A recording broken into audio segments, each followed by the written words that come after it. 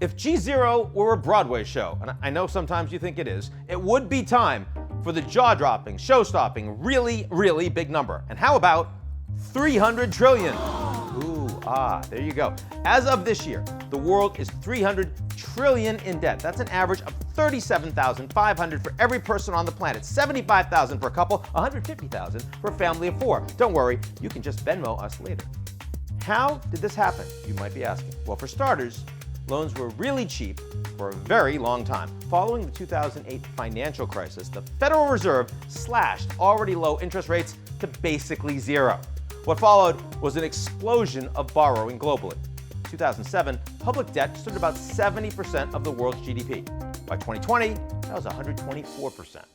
And then along came the biggest global crises we faced since World War II, a pandemic that shut down economies, and a war in Ukraine that drove energy and food prices through the roof. While those factors impacted pretty much every nation, they didn't hit them all the same way.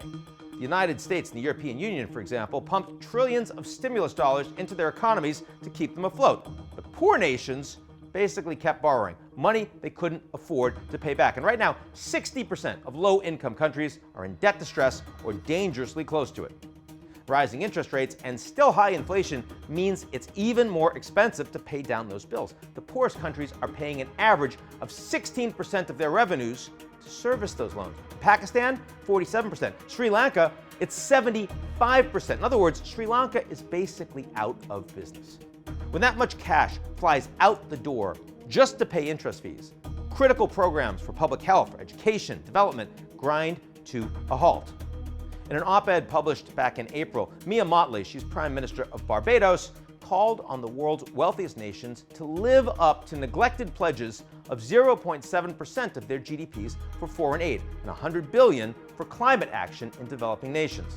She joins a growing chorus of leaders, including UN Secretary General Antonio Guterres, who believe the existing global financial systems like the World Bank and the International Monetary Fund need to transform to confront today's realities.